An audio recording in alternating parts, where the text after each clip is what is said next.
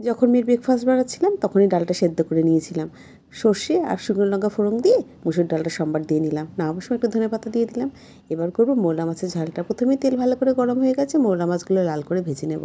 ওই তেলে ফোড়নে দেবো একটু কালো জিরে, কালো জিরেটা একটু নাড়াচাড়া করে দিয়ে দেবো পেঁয়াজটা। পেঁয়াজটা ভালো করে ভেজে নেব। তারপর কেটে রাখা সবজিটা দিয়ে আবারও ভালো করে ভেজে নেব।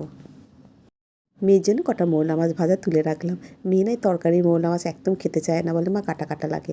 আর এদিকে কালকে যে লাউটা করেছিলাম তার খোসাটা ভাজা বসিয়ে দিয়েছি কালো জিরা শুকনো লঙ্কা ফোড়ন দিয়ে। এটাও না দারুণ লাগে গরম ভাতে খেতে। যাই হোক, এবার এখানে দিয়ে দিলাম 1 চামচ আদা রসুনের পেস্ট, দিয়ে ভালো করে কষিয়ে নেবো। এরপর দিয়ে দেবো রেগুলার কিছু গুঁড়ো মশলা, আমি একটা বাটিতে গুলে রেখেছি জল দিয়ে। হলুদের গুঁড়ো, কাশ্মীর লঙ্কার গুঁড়ো, জিরের গুঁড়ো আর ধনের গুঁড়ো দিয়ে ভালো করে কষিয়ে নেবো। এবার লম্বা করে কেটে রাখা টমেটোটা দিয়ে দেবো, দিয়ে আবারও কষিয়ে নেবো।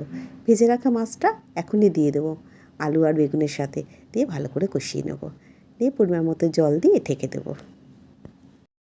তাই বলি শীতকালে কত রকমের মাছ পাওয়া যায় না। আমি আজকে মাছওয়ালা দাদাকে খুব বলেছি, অন্য সময় তুমি কত বলো বৌদি বড় বড় পার্শে মাছ আছে বৌদি, আমাদের আজকে এই সিজনের প্রথমবার আমি আমোদের জন্য খাবো, এখনও একদিনও নিয়ে আসিনি। আমার আমোদি মাছ না খুব ভালো লাগে খেতে, শিম দিয়ে বলুন, বেগুন দিয়ে বলুন, বা ভাজা বলুন ডালের সাথে। যাই হোক, আমি আর একটা কথা বলি আপনাদেরকে, আমি কিন্তু আর রান্নার ভিডিওটা তুলতে পারিনি, আমার বাড়ির লোক চলে এসেছিলো। তা আমি কিন্তু মাছের ঝালটা নামাবার সময় একটু ধনেপাতা কুচি ছড়িয়ে নামিয়েছি। লাঞ্চ মেনুটা তোমার সাথে একবার শেয়ার করে নিই। এখানে আছে ভাত, এখানে আছে লাউয়ের খোসা ভাজা, এখানে আছে মুসুরির ডাল, মোলা মাছের ঝাল, আর আছে একটু স্যালাড।